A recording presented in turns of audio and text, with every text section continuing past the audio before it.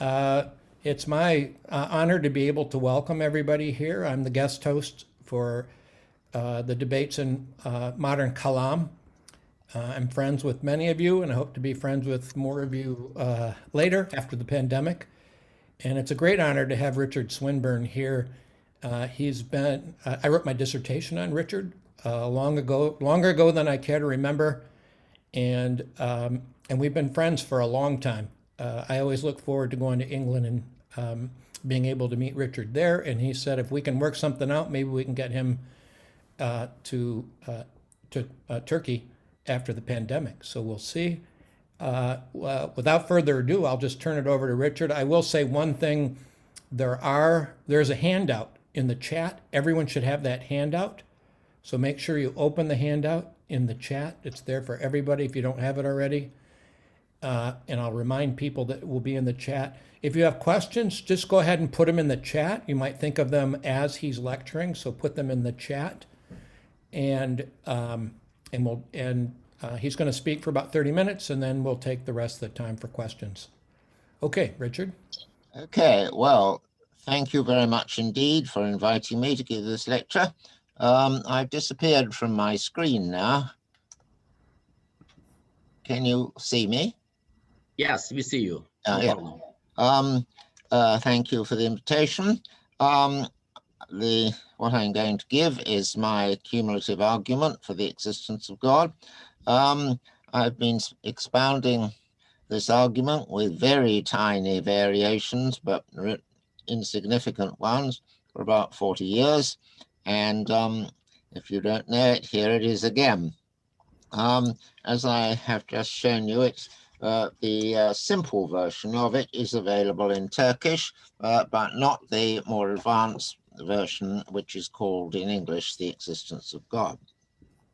Well, what I aim to do is to show that traditional arguments for the existence of God can be rephrased in such a way that they satisfy the criteria which we use in science and history for finding out the most probable explanation of phenomena. That is to say, no one can challenge these criteria, because if they do, then they'll have to give up science and historical investigation.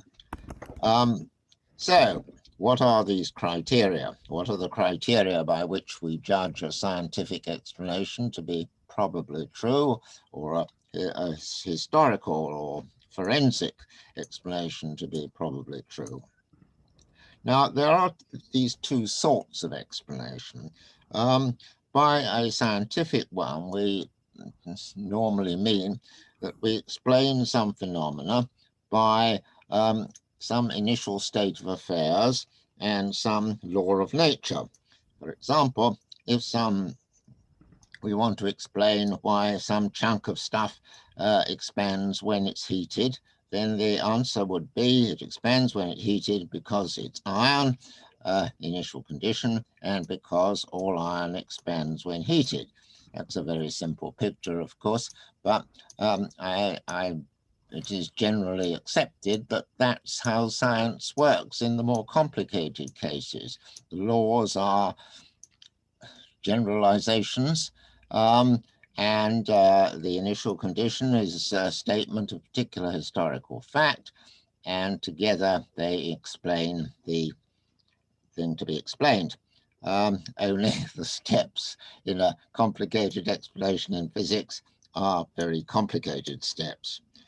By a historical explanation, or personal explanation I call it, we explain a phenomena by the action of a person, an agent, in virtue of that person's beliefs, powers, and purposes. Thus, if I am asked to explain why you are listening to me this afternoon, you might give as an answer that you had the belief that I would be talking on Zoom this afternoon. You might have the power to turn on Zoom and listen to me, and you might have the purpose of hearing me talk. And these things, three things together, would explain why you are listening to me. Now, these two kinds of explanation, I urge, are rendered probable by the data available to us, that is to say by E, fully spelt out, insofar as, and there are the four criteria on the sheet. One does expect of an explanation that if it's true, it should be such as to lead you to expect the data, possibly to entail the occurrence of the data, but at any rate to make it probable. If somebody, the hypothesis that all iron expands when heated and this is iron entails that it will expand when heated. So hypotheses of any sort put forward by detectives or scientists must be such as to lead the person who, to make probable the evidence that we find. And on the other hand, the evidence must not be such as we'd expect to find it anyway, that is to say, given not age. So those are the first two criteria, and nobody would seriously doubt those. The problem comes, or it's not a problem, but some scientists are rather reluctant to admit, though in the end they have to, that there is two other criterion, or rather the third criterion is all important. The third criterion is the criterion of simplicity. And why that is necessary is because for any datum, there are however much information science has collected, there will always be an infinite number of hypotheses which are such as to entail that. And the same for any other hypothesis put forward on the basis of evidence. Now, if you look at the bottom of your handout, I give a very simple example to bring out why that is the case. Bottom of the first page. If you picture the task of a scientist as to try and find the connection between two variables, how does X vary with Y? What is the formula governing the how X depends on Y or Y depends on X?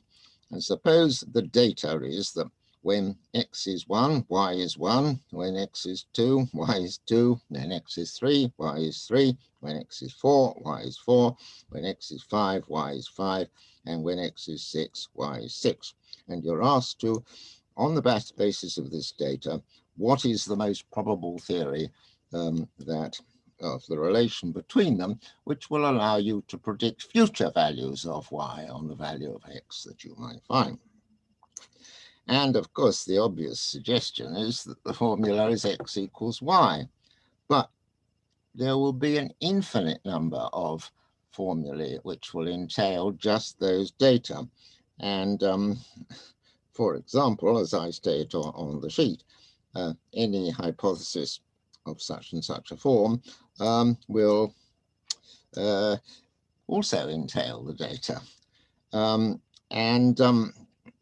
You can see that if you picture these data as marked on a graph with a y-axis here and an x-axis here and an x dot there for x and y being 1 and a dot there for x and y being 2, you can pass an infinite number of curves through those points. And this applies to science, history, anything else. In the case, for example, of let's take a simple a personal explanation. I usually use detective explanations. Suppose there's been a safe robbery. The safe has been broken, money has been taken from it. And a suspect, John, is found to, is reported as having been present at the place at the time. His fingerprints, or what looked like his fingerprints, are on the safe, and money equivalent to the amount stolen is found in his house. Obvious explanation suggested by the detective: John robbed the safe. But a defending lawyer might point out there's other possible explanations. For example, maybe Harry, in fact, broke into the safe, and maybe some other enemy of John planted his fingerprints on the safe, and he wasn't really there at the time. He has a twin who was there at the time. No, we can't find the twin, but that doesn't mean that it wasn't there. And it was just a coincidence that the same amount of money was in the house. Now, if that hypothesis is true, then you would expect to find the evidence just as much as if the alternative hypothesis is true. But no one would believe this rival hypothesis, and the reason is, of course, that it's very complicated compared to the simple one. And the same applies in science. If you can explain the motion of the planets by relative to the sun and the earth by Newton's laws, but they can also explain them by the theory that says the force between mass, the force of gravity is not mm dash over r squared, but mm dash over 2.00000001, and observations would be equally compatible with these data. Or you could say, postulate it by the hypothesis that yes, the force between the planets is as stated by Newton's laws, but only up to a certain time in the history of the universe when it becomes greater. And that too would explain the past data, and so on. So it's only the simplest hypothesis that is probably rendered true by the data. There is also this fourth criterion that the hypothesis has to fit with background evidence. That's to say, if the hypothesis is a narrow hypothesis concerned with, well, as my detective hypothesis was, a particular crime committed by a particular person at a particular time, then you have to bring in knowledge of how things work in wider fields. For example, you might wish to bring into account that the accused, John, has often broken into safes before, which would increase the probability that he was responsible on this occasion. And conversely, if the evidence is that he is an upright citizen, then that would lower the probability. But if you're dealing with very wide hypotheses, the more they try to explain, the less you will have outside that to fit in with it. And a big theory of physics like quantum theory doesn't have to take into account anything else in physics. It has to explain everything in physics, but that's not a background evidence. It is what is to be explained, not what has to be taken into account in order to justify an explanation. So that's how it works in science, history, and everywhere else. And I think it works in arguments to the existence of God from evidence. Only what we're trying to explain in this case is the most general features of the universe, the sort of features that people have taken as evidence for the existence of God in previous natural theologies. And these are the ones on my handout, which I have listed under E in the middle of the second page. There is a physical universe. It's governed by simple laws of nature. These laws are fine-tuned to produce humans, and humans are conscious.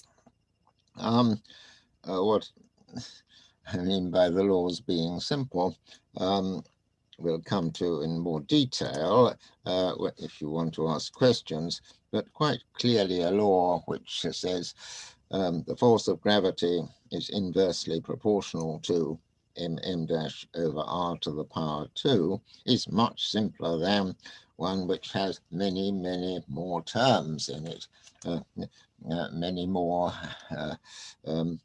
plus some other force plus some other item plus another item and so on, or one in which the 2 is replaced by 2.0000. They're the sort of laws humans can understand and grasp, and they're fine-tuned to produce humans in the sense that I'm sure you all know about the fine-tuning of the universe, but if the constants in the laws are just very slightly different from the ones that there are, then there wouldn't be any humans. And if the laws themselves, not just the constants in them, varied in a very slight way, then there wouldn't be any humans. It's only a very particular kind of law that's going to produce humans. Most laws of nature wouldn't produce humans. And of course, there is the phenomenon that humans are conscious, which is something that physics is entirely unable to explain. Okay, so that's what needs to be explained.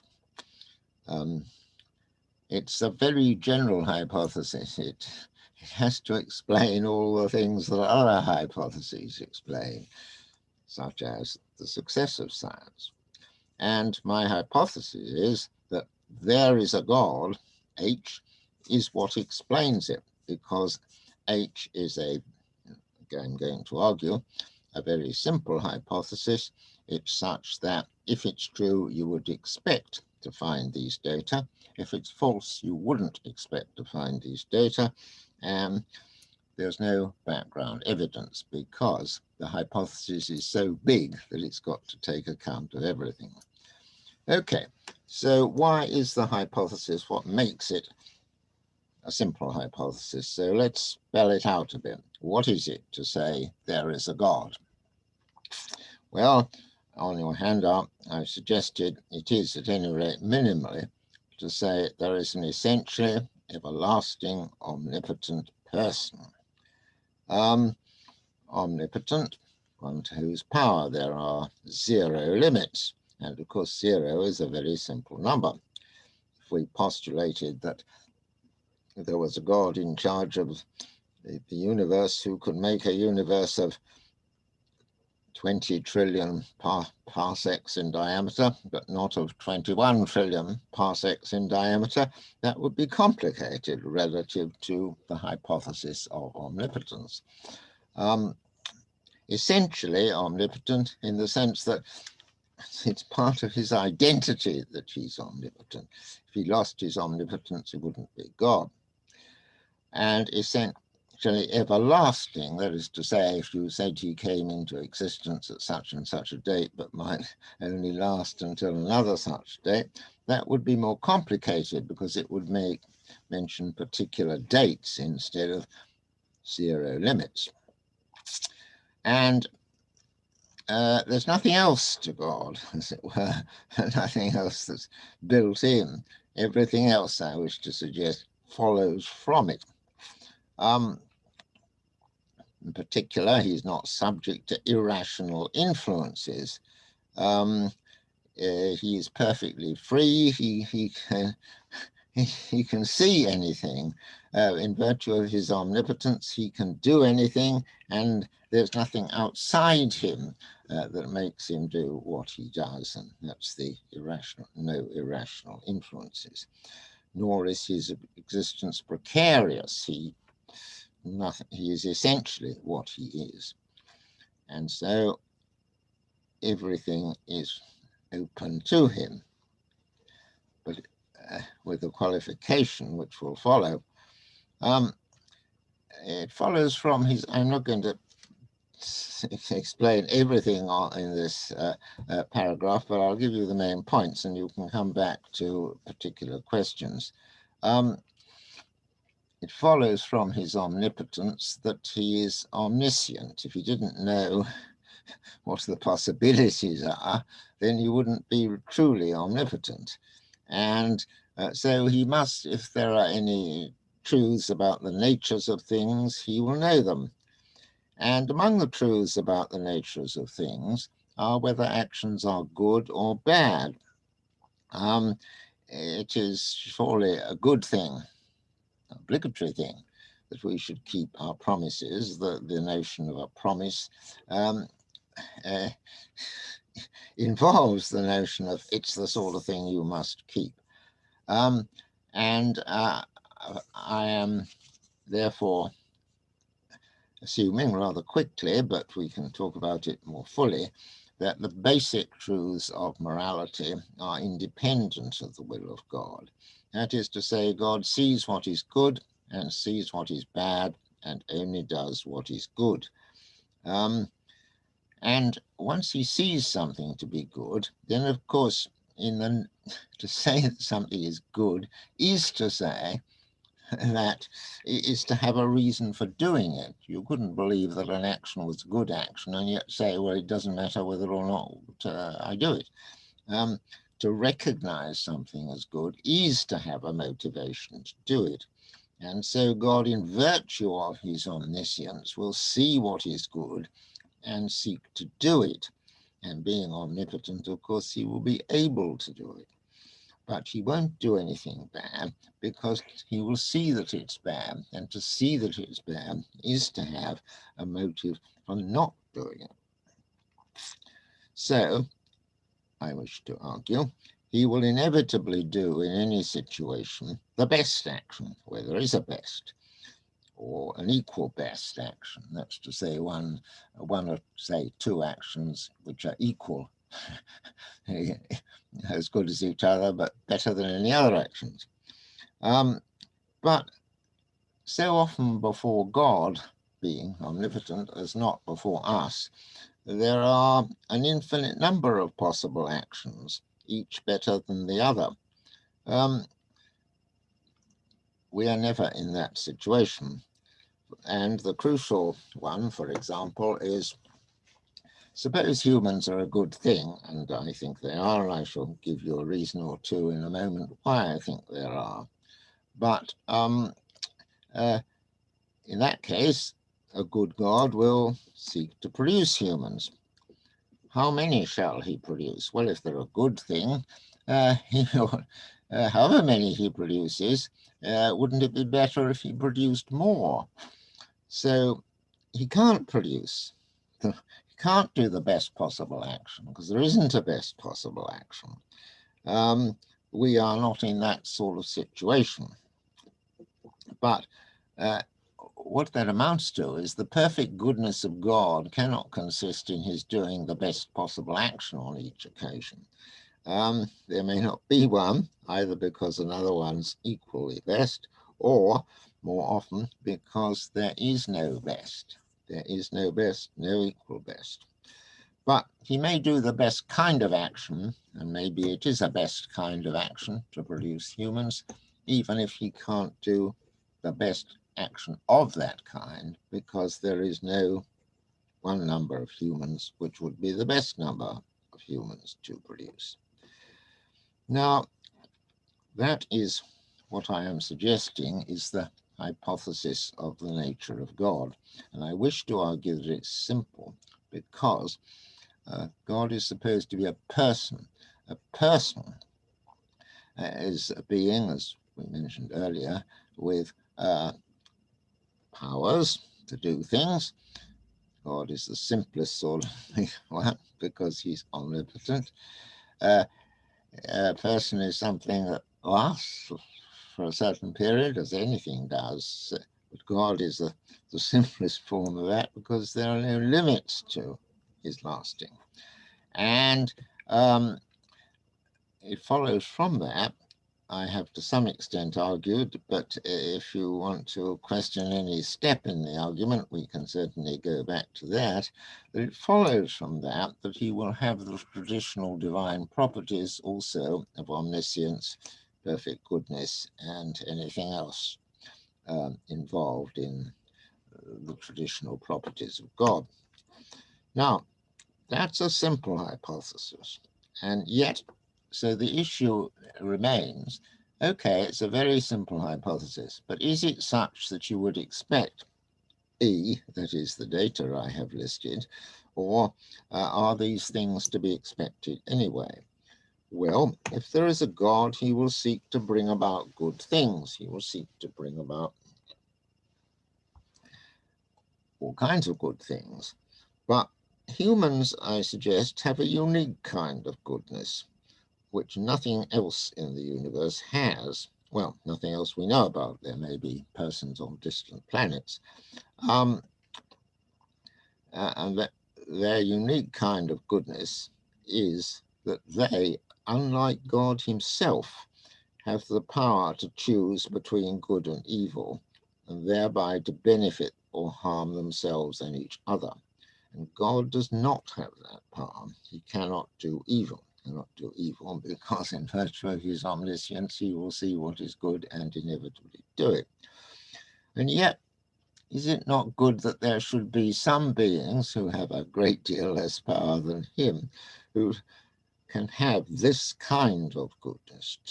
And I think we think it good, or when we bring up children, that we want them to choose what to do, and we want to allow them to do, within limits, a certain amount of what we wouldn't approve of and think bad, because that makes them real beings who have a choice of destiny. So all the other properties of humans or anything else are ones which God himself has in far greater degree. We have powers, God has greater powers.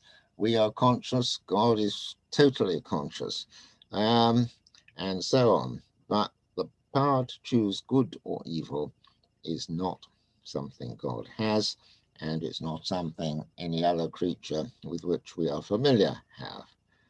But among the benefit and harm that people can do to each other, of course, if they are to have this, they need to be able to get hold of each other and interact with each other. And for that purpose, they need a location and somewhere you can get hold of somebody. That means they need bodies, and so a physical universe. They need to know how to benefit or harm each other. But they'll only know that if the laws of nature are simple, so that you can work out, if I do this, that will result. If I do that, something else will result. So they need simple laws. And obviously, they need to be conscious, otherwise nothing will hurt them or harm them. So if there is a God, it is to be expected. Not certain, of course, but it's probable that he will occur. It's probable there will be a physical universe. It will be governed by simple laws of nature, and these nature laws be fine-tuned so as to produce humans who are conscious. But if there isn't a God, are these things to be expected? And I think they are certainly not to be expected. Why should there be a physical universe at all? If there is a physical universe, why does every atom behave in the same way, attract every other atom in accordance with simple laws? Not the slightest reason. Surely what one might expect is a totally chaotic universe, or at any rate governed by laws so complicated that we couldn't grasp them. Why should every atom behave in exactly the same way? And even if they do, why should they be such as to throw up humans? And of course, the Big Bang ultimately, and the laws of nature ultimately have thrown up humans. And they have to be very fine-tuned to do that. And even if they do, there's nothing in the laws of physics that suggests they should be conscious, and yet they are, and that makes all the difference. So what I am suggesting is that the hypothesis of the existence of God is very well able to explain these most general features of the universe. They are such as, if there is a God, you would expect them. If there is no God, you would not expect them.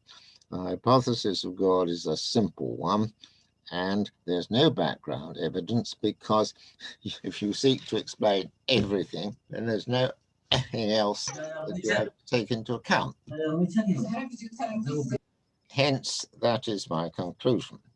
So I've run very quickly through the main lines of argument, and I am open to questions and, of course, objections.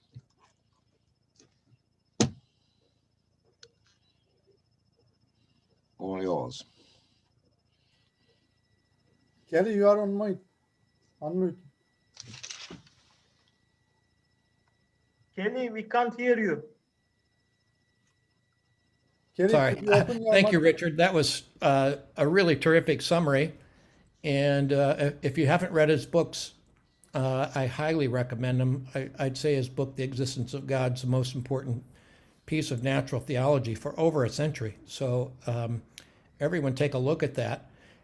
Do me a favor, if you would, and put on your video so we can see your faces, especially if you're going to ask a question. But I think it's nice to see people there. And I'm going to, well, there's our youngest person with Tibetan. Welcome, little guy.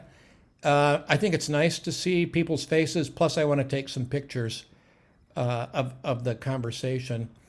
And make sure that you unmute, unlike what I did. Make sure that you unmute before you ask your question. And for sure, make sure that you start your video if you ask a question. We're going to start with Aidan. He's Yes. going to ask the first question. So Aidan, make sure that you're unmuted. And the next person is going to be Firat. He had a hand up. I'm not sure what his question is. He didn't put it in chat. But Firat, you'll be second. And then we'll move to Apollonia. So be ready to ask your question. And then if you can or are willing, please start your video so we can see everybody's smiling face. All right. Thanks. Aidan? Yes, it is very nice to see Mr. Swinburne after 15 years from Istanbul meeting. And I am very happy that he remembered me. We visited Hagia Sophia together. And we, of course, he had 2 lectures in Istanbul, as he remembers and mentioned. And of course, we know Professor, and we follow his publications, and we follow his ideas. And even now here, as a student of PhD student, he's studying his ideas. Just I don't want to take your time more, but when your speech, Mr. Swinburne, you talk about the goodness of God, and of course I agree with all your ideas about God, his attributes, his positions. Yes, he knows everything.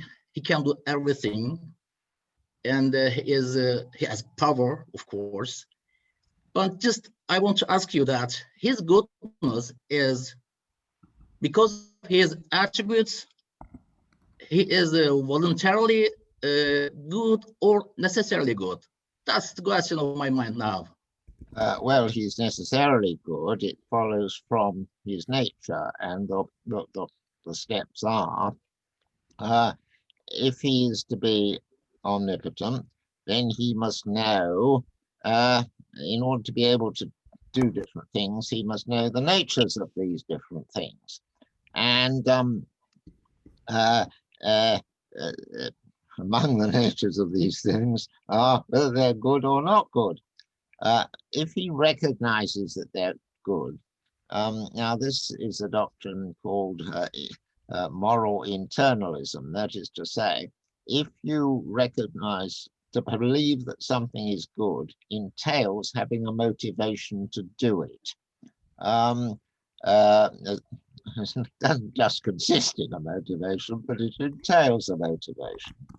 That is to say, some people say, the rival view is, oh, well, I can know what's good and bad, but have no inclination to do what is good at all. I don't think people who really say that do have a conception of the good kind of goodness that most of us who don't say that have. That is to say, if somebody really didn't think that the goodness of a thing was some reason for doing it, they wouldn't have the concept of goodness as we have it. Of course, humans are subject to all sorts of temptations, and so we don't necessarily do what we have a motive for doing. But if God isn't subject to temptations, and that follows from the fact that if he was subject to temptations, then he wouldn't be truly omnipotent, because there'd sort of be forces acting on him from without. He recognizes something as good, will be moved to do it. But of course, as I pointed out, there are innumerable things that are good, and he often has to choose between them. Normally, I would think he has to choose between them, but it is part of his nature, yes. And it would be a very unwelcome piece of news, I think, if one just thought it was a mere contingent matter, because if it was a mere contingent matter, who knows, he might declare tomorrow that torturing was bad, and we'd have to do that. And we do, theists and atheists do share a great deal in common in views about what are good and bad. Not everything, but a great deal. And that suggests there's a common understanding of what is good, which is independent of the will of God. Thank you very much.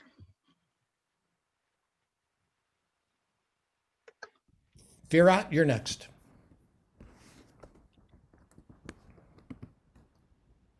Are you there, Firat? Maybe you're muted, Firat. All right, while we try to locate Firat, Apollonia, why don't you go?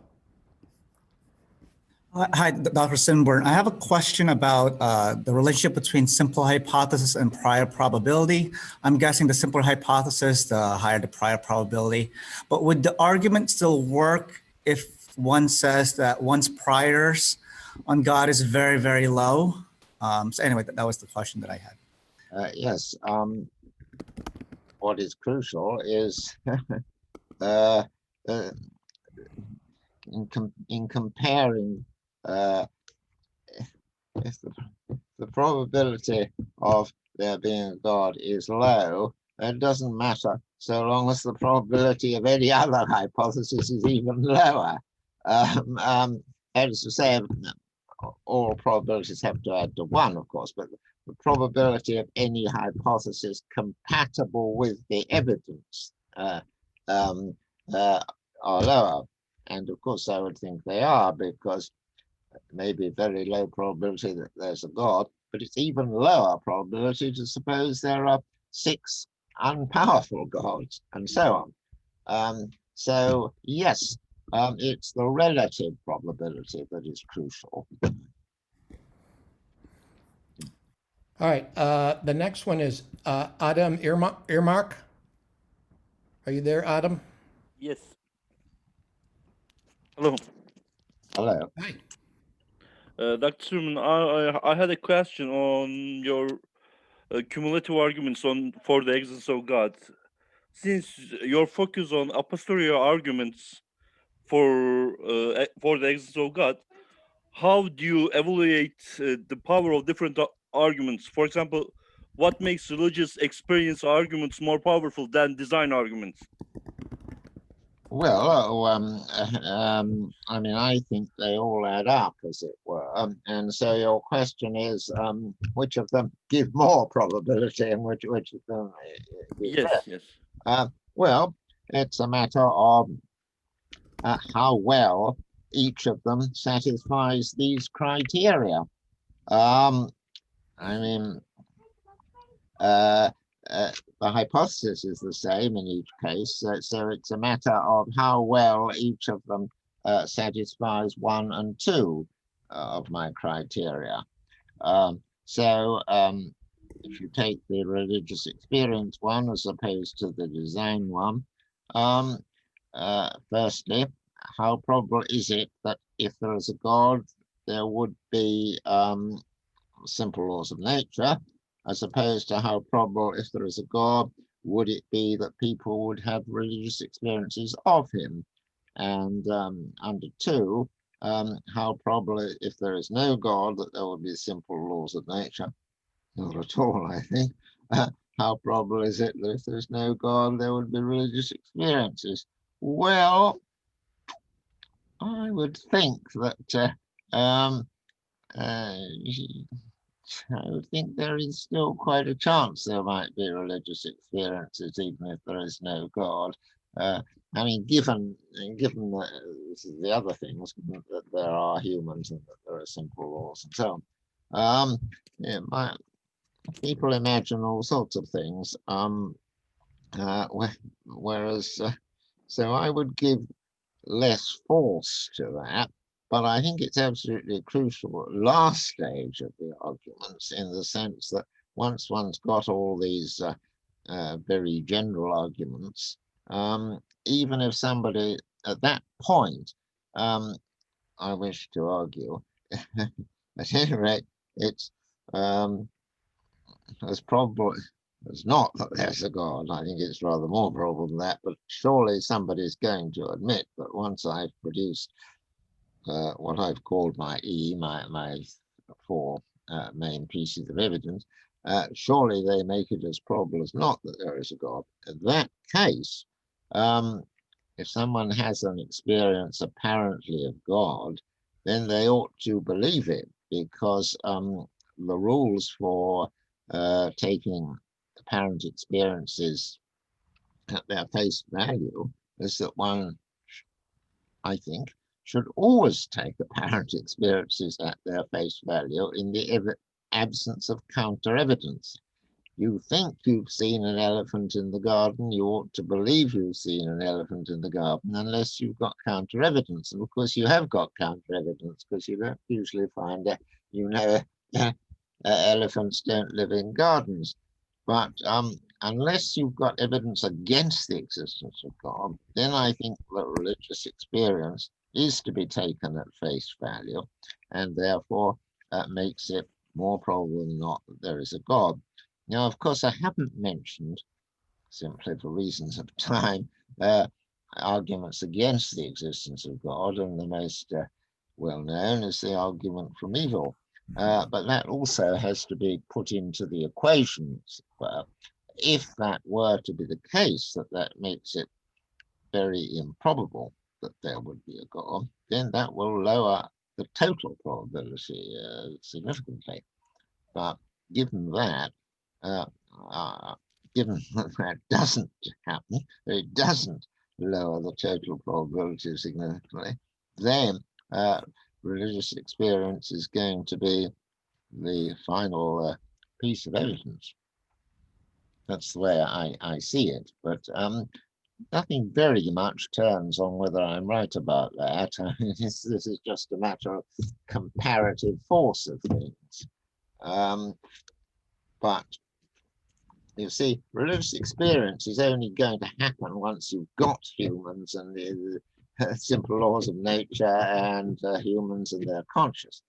So I take these pieces of evidence in the order that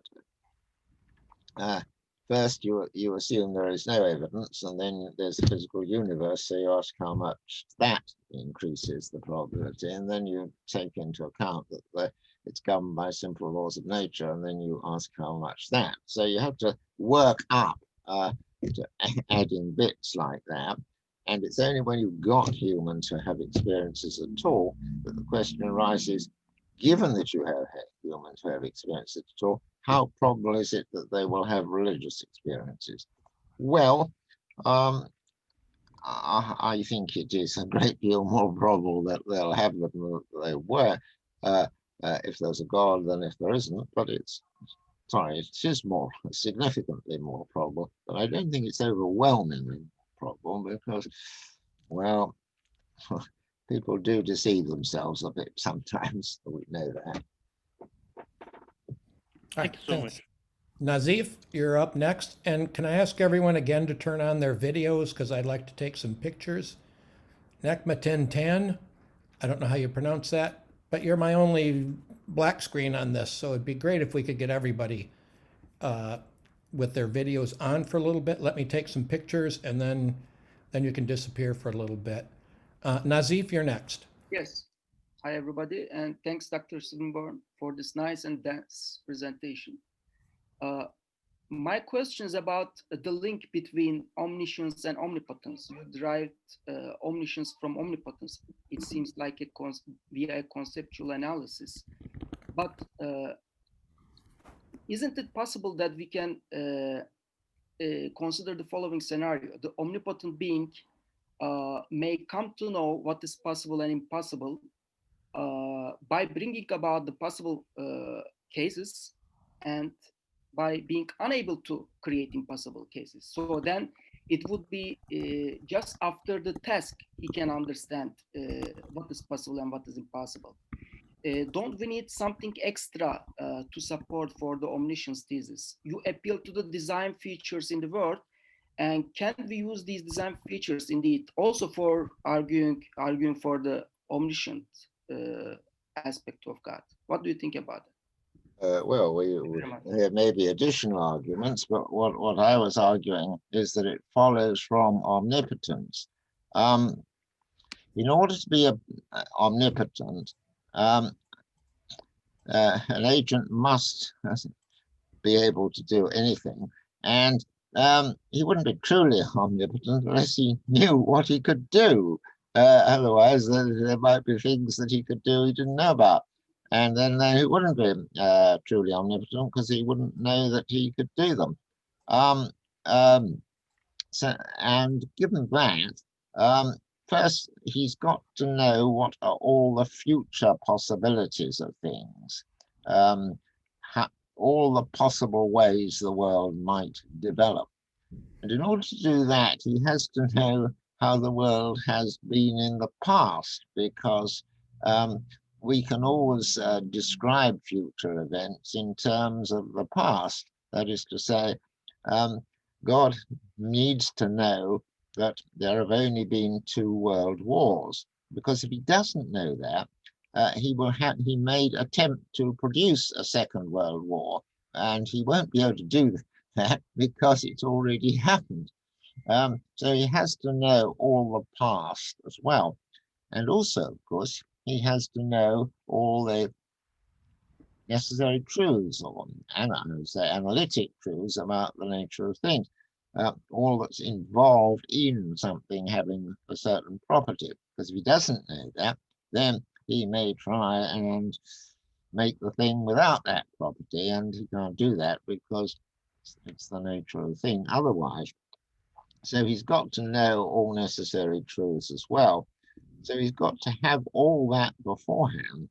And so I wish to argue omnipotence entails omniscience. Now, of course, the design of the world, the orderliness of the world, is evidence for omniscience. Of course it is. But it's also evidence for omnipotence, from which the omniscience follows. All right, I'm going to, Ibrahim, you're next. Hello, Professor. Thank you for your presentation. My question is about naturalism. And do you think that there can be a good cumulative argument for naturalism? For naturalism? Naturalism, yeah. Well, how do you understand naturalism? What do you mean by it? Do you mean simply that there is no God, or the view that everything can be explained by physics? Or yes, yeah. Everything can be explained by physics. Well, it's pretty obvious to me that our conscious life can't be explained by physics. But suppose there were to be a more general theory of science, which includes all the mental life of people. Well, think what it's doing, such a theory. It's not merely postulating certain laws, it's postulating certain entities, certain things, which the laws govern. And therefore, it is postulating that the ultimate source of things, of the universe, is those things. So the universe consists of, we know, trillions upon trillions upon trillions of atoms. So these are the starting, for a naturalist, these are where it all starts from. And each of the, to say they're governed by laws of nature is to say that each of them has certain powers to attract other atoms and so on, and certain liabilities to be acted upon by them. But what a naturalist is postulating as the ultimate explanation of things is the universe itself. For the universe is a big thing consisting of many things, and therefore it's very complicated compared with my starting point, which is just one thing. Thank you. Hey, can everyone give me a quick smile before we go to the next one? And that includes you, Richard. I'm smiling hard. If Okay. you smile hard, you don't smile, of course. All right, got it. Okay, thanks, everybody. Now I lost track of who's next. Let's see. People were helping me there, were very kind. How about Nassar? Nassar Ali Tatumer, is that right? You Yeah, still that's there? almost right. Yes. Okay, go So ahead, Nassar. my question is there any argument that makes more sense in this formulation than other more traditional formulations? I'm sorry, say that again. Is there any argument that makes more sense in the formulation that you presented in this talk Then other than other formulations? well, I like to think that my formulation does have certain advantages over any other formulation, because if I'm right about how we explain things in science and history, then it's these criteria which a religious explanation has to satisfy. And typical other pieces of natural theology don't invoke, don't bring that out very obviously sometimes. They say, well, nothing can to go back to Aquinas or something like that. Anything that changes must be caused to change by something else, says Aquinas, and that's why there must be a changeless source of change. Well, the trouble with that is he's invoking a principle which is not obviously true. It's not obvious in the least that everything that changes must have a changeless cause. Must be caused to change by something else. Whereas I'm not invoking any principles which are outside what we recognize in daily life. And if we didn't recognize these, then we wouldn't have any idea about anything. If you don't believe that simple laws are more probable than complicated laws, then you would have no reason at all to believe the law of gravity or anything else that any scientist postulated, because there are an infinite number of other laws.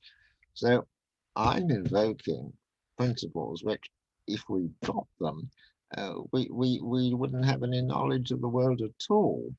And on the other hand, so much natural theology of the past has invoked general principles which are themselves rather contestable, and that's what I've tried to avoid.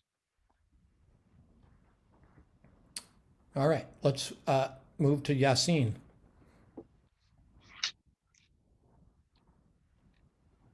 Oh, you have to unmute, Yasin. Hi, can you hear me well? Yeah. Sure.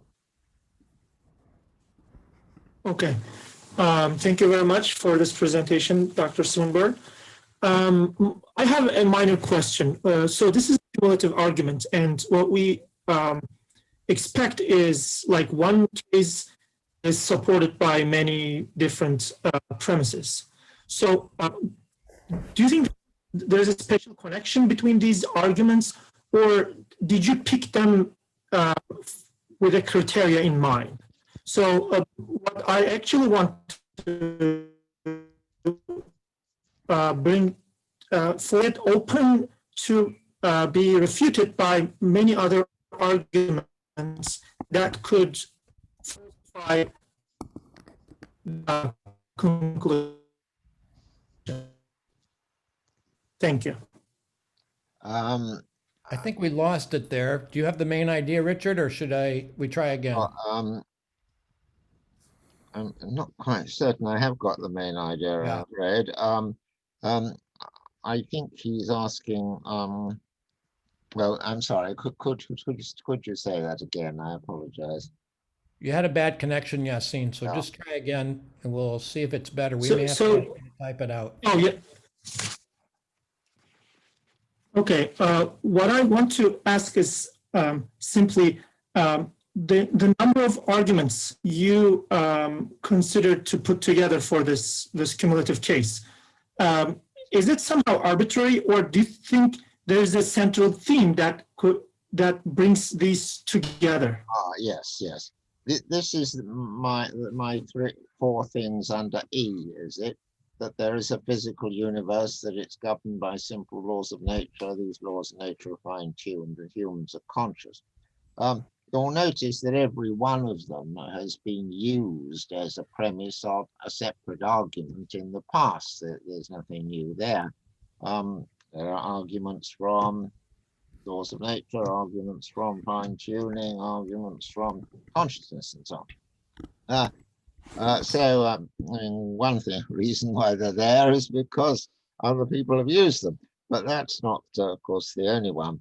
And the main reason why they're there is because they are the most general features of the universe. They're the things that scientists take for granted when they're doing science. They're the features, they explain why there are these laws rather than those laws. Well, they try to anyway.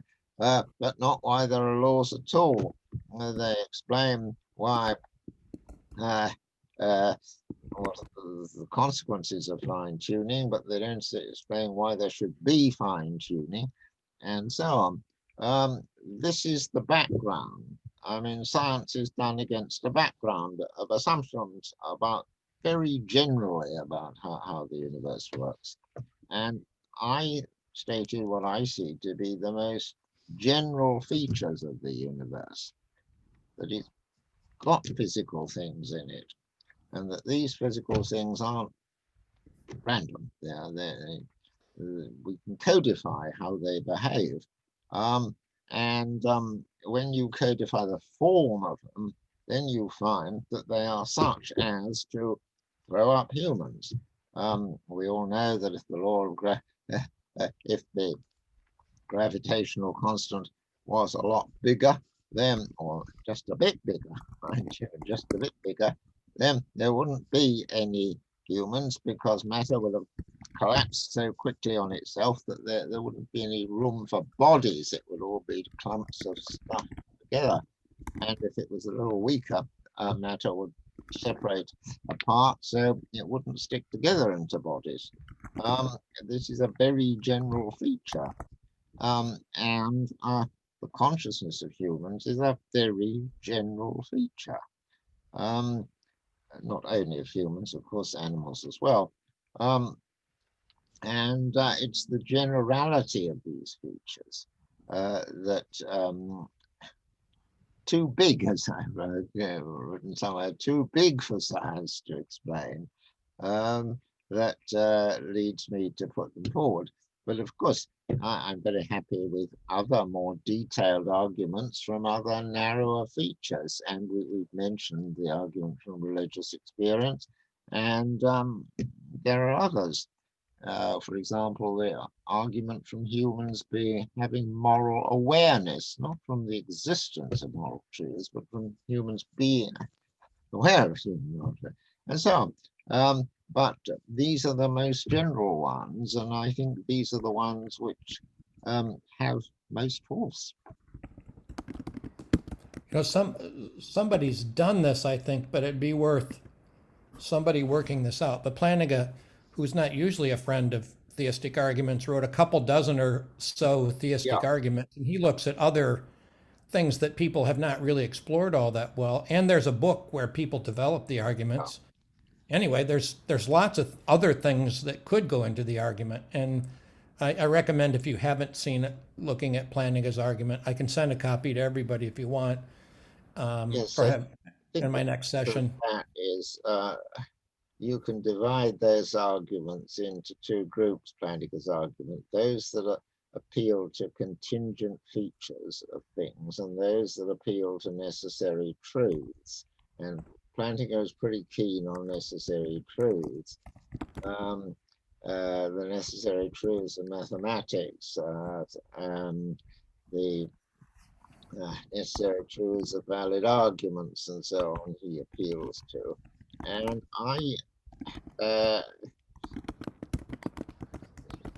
if they're necessary, it's not obvious to me that they need explanation, and therefore this sort of thing's going to work. But my ease are like, Plantinga discusses these, of course, and a few others, but these are the contingent truths, and these are the ones that do need explaining if we can find an explanation, because that's the nature. You know, if it's contingent, it might be otherwise. So let's have an explanation why it is as it is. But if it's a necessary truth, it's not obvious that it needs an explanation. So I'm only happy with about half of Plantinga's starting points. All right, Baran? Oh, hello, Professor. I hope you can hear me. Not So, quite, A no, little quiet. louder. all right. So, as far as I understood, you claimed that the conscious is for experiencing and understanding the things that made by God as rewards or something like that. So what is the point of unconscious, do you think? Does God want to add an instinct through unconscious about finding him existence? For example, we know the example of Prophet Ibrahim. Of And can God be related to unconscious? What is the role of unconscious, do you think, about finding the existence of God? You said prophetic yes, writing. what do you mean by the unconscious? Do you mean the fact that there are physical objects which are not conscious? Or do you mean the fact that human beings have desires and beliefs which they are not fully conscious of? So conscious as both physical activities and beliefs, and the unconscious parts of our beliefs. So the ones that we mostly don't want to Yes. explain. So this is, you are saying, what's the point of having subconscious beliefs? Well,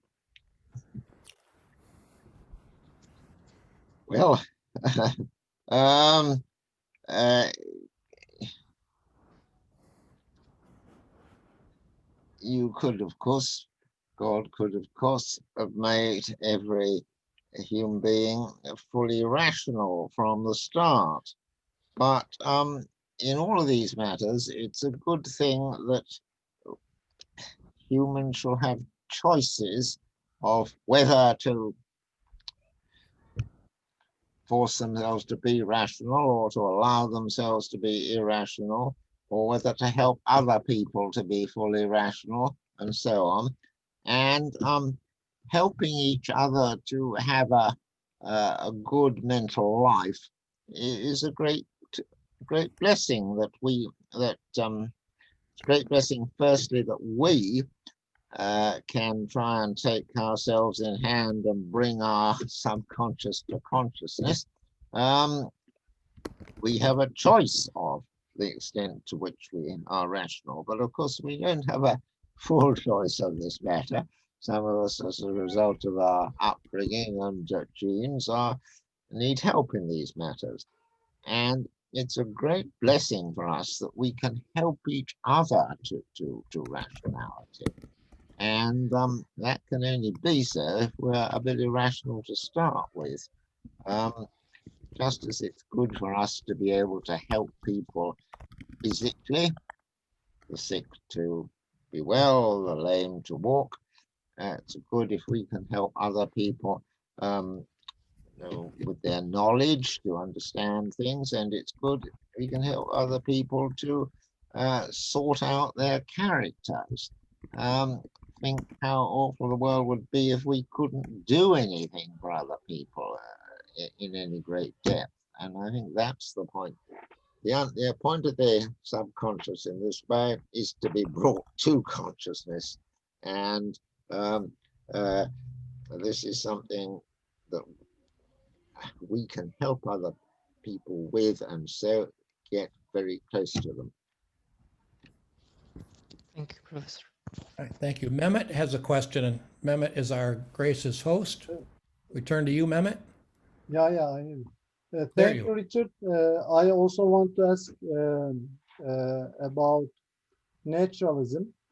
We know that philosophical naturalism, or in other words, ontological naturalism, denies the existence of God because it denies possibility of existence of supernatural being. But what do you think about methodological naturalism? Because there are some people who maintain that monotheism supports or makes suitable ground for methodological naturalism, because monotheism declares that there's no God in the universe. So it declares entire universe refers to nature. So it can be investigated by natural laws because there's no any deity in the universe. So also some people maintain that that's why modern science came into existence in Western Europe, because where monotheism exists there. So do you think that we can easily reconcile, and how could we do it with monotheism and or theism with methodological naturalism, and how could we benefit from findings of science? What do you think about this? The methodological naturalist, presumably, is the person who says we must try and do everything without postulating a supernatural being. Well, of course, you can do science without that, but you can't ask the very big questions without doing that. You can ask, what's the structure of this atom, or how can we make a vaccine that will cure COVID, and so on. You don't have to be postulating God in order to answer that. But if you want to know why there are laws of nature, then you have to ask the big questions. And you have to look for a simple explanation. The simplest explanation is that most probably true. And therefore, if you take as the motto, don't postulate explanations beyond necessity, you do need that if you were to have an explanation at all, because the only thing you need to postulate is one entity beyond necessity, and one entity. Don't postulate two or three, of course, but if you were to have an explanation of anything, the most general things, you do have to postulate God, in my view, because, as I say, the alternatives involve postulating many different starting points, so things that have limited powers and so on, and that isn't nearly as simple. Right, thank you. Uh, Well, Kelly, I don't think we can go on forever, of course, and I talked of 45 minutes, but I don't want to cut anybody off too soon. We but just have one more, I think, Richard. Yes, So yes. let's take one more question. That'll be it. And it's from Tugay, and then we'll thank Richard and call it a day. Tugay, do you have a question? Yes, please. Can I ask? Yeah. It's not a problem. So thank you very much for the lecture. It was a great lecture, although I had to join a bit late. But my question will be regarding the recent development in physics, especially in quantum physics and neurobiology. So basically, physicists tend to argue that determinism, the idea against determinism is not necessarily voluntarism, which gives a room for free will, but indeterminism, and they've attacked the theologians and philosophers of religion in a great deal regarding the recent discussions. So what do you think about the paradigm, or the what do you call it, like the relationship between determinism and indeterminism and voluntarism, firstly? And second question of mine is that John Searle argued in his book, what was it called, Free Will and Neurotheology, within which he argued that we can actually, and we must actually, try to explain the processes of our brain and the premises behind that, these promises, based on entirely neurobiological processes. So, and also he argued that randomness that quantum physics gives us does not necessarily end up enabling us to come to the terms with the free will defense, or free will in its what do you call, proper sense. So I was just wondering about your thoughts about, both physics. That takes us into a whole new area indeed, but it is of course important for my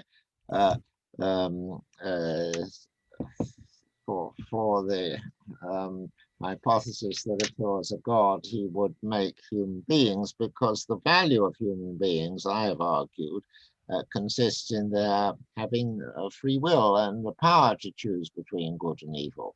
And if they don't have that power, that seems to me clearly a deficiency, because one would expect God to give them this.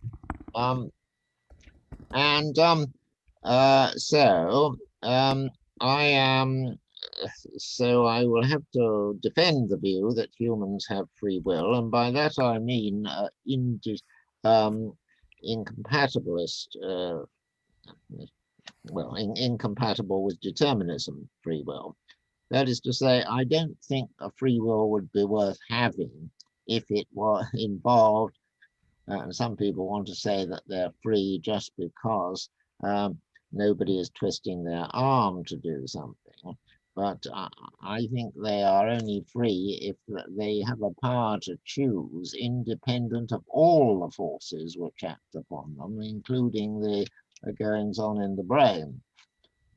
So I'm certainly committed to the view that free will entails indeterminism. Of course, there's more to it than that, because atoms are not necessarily deterministic, but they don't have free will. Therefore, this needs argument. Yes, we need to take account of everything that people know about the brain, but I am open to hostage on this point. I may be wrong, but I think the balance of evidence is that we do have free will. Now, why do I think this? Well, for a number of reasons. First, of course, because it wouldn't be possible for physics or any other science to explain the existence of a particular person. The reason for this is just this. All scientific laws can do is to say such and something having such and such properties will cause something to have such and such other properties. That is to say, it's a relation between properties. And therefore, if there are laws which are such as to connect what goes on in the brain with what thoughts a person has, they will have the form of, if there is a brain event of such and such a kind, then that will cause a mental event of such and such a kind, right? And therefore, presumably there will be laws of the form that when the human fetus reaches a certain stage, then it produces a conscious feeling. But what it won't do is explain why such and such a fetus will produce me rather than you. And the point that the difference is that the difference, but it could explain why whatever it produces has such and such thoughts and feelings, but it couldn't explain why they're your thoughts and feelings, because they would be equally compatible with not you, but some other being having created. And that throws a general doubt on whether science can deal with a phenomena which concern the mental. And if you followed my publications, that there's a book published last year called "Are We Bodies or Souls?" and that argues that. Well, that of course doesn't solve the problem of whether the resulting person has free choices, but it does suggest that this whole area is not something that physics could deal with totally in any way. And then, next point, if there are laws, they will have to be incredibly complicated. That is, the laws of physics are ultimately pretty simple because they only deal with a few quantities: mass, velocity, charge, maybe a few other ones, color charge, and so on. And they relate this amount of mass and velocity and so on to that amount of mass and velocity. And according to the physicist, every material object can be analyzed in terms of fundamental particles which have a few simple properties which relate to each other. Now, if there are laws connecting the brain and the mind, that can't be done because it will have the form, on the one hand, the brain events can be analyzed in terms of physics, but the mental events concern all the possible beliefs that we might have, all the possible sensations that we might have, all the possible desires that we might have. And you can't define these in terms of each other in the way that you can define what makes a desk in terms of all the particles of which it's made. Because, I mean, consider all the concepts that we've been using this evening. Some of them can be analyzed in terms of others of them, but most of them can't be analyzed in terms of others of them. Consider a dictionary. A dictionary will define terms in other terms, but it can't define all the terms because it needs a large vocabulary of primitive terms in terms of which to define everything else. And so, if you were to have mind-brain laws, they will have to be of the form, if the brain is in this state, then it produces a belief that the square root of whatever it is, 25 is 5. If the brain is in that state, it produces the belief that Russia is a large country. If it's in that state, it produces the belief that the time is 6:30. You can't define 6:30 in terms of any of these other terms, and so on. You have to have an enormous number of terms which can't be defined in terms of anything else. And that means that if there are mind-brain laws, there will be a enormous number of them which don't follow from a general overall law. And that suggests that, well, complexity is evidence that we got something wrong, in the sense that simplicity is evidence that we got it right.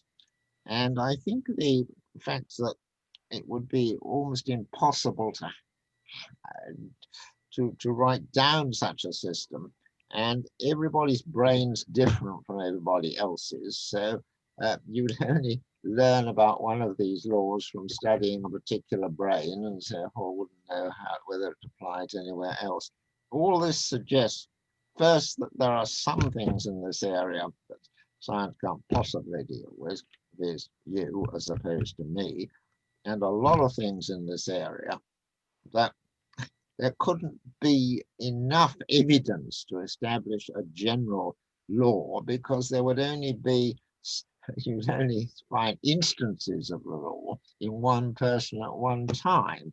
And that suggests to me that it's rather unlikely, but I may be mistaken. And these are simply my grounds for suspecting that there aren't ultimately laws entirely covering the mental life, but of course the mental life is largely a matter of governed by law, but it's unlikely that it's entirely. And I read the evidence that there is quite, the brain is the sort of system which as we know, quantum theory says if you very small, at the very small level, very low level, there is indeterminism. In the physical world, this indeterminism levels out. That's to say, although every particle of which this desk is made is subject to a bit of indeterminism, so a particle might go this way or that way. On average, the indeterminism smooths out, and it's most unlikely that a large-scale object will behave in an unpredictable way. But the brain seems to be such that very small changes can produce very large changes. And that suggests to me that that is how the free will comes in. Brains throw up people, and there's no law governing that for the reasons I've given. The people are such that they control their brains, and they can make differences to them which are within the quantum limit, and that can produce events which are not predictable. But all of this is a bit programmatic. I may be wrong, but those are slight on balance reasons why I think we have free will. All right, I thought we would end with an easy question, Richard, but I guess not. But thank you for a good answer. It's an important topic.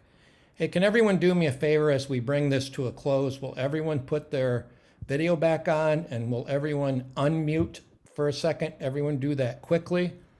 Video back on and unmute. I want to note, Richard, the great virtue of Zoom. There are people here that wanted to meet you, and they've thanked me that they've been able to meet you, even if it's by Zoom. And we have people here today from Turkey, India, Malaysia, Jordan, the United States, Morocco, Bangladesh, Germany, and the Netherlands. So Zoom has allowed us to do something we couldn't do otherwise, and I'm grateful for that. And we're all grateful for your time here today. So let us take a second and thank Richard for his time. Thank you.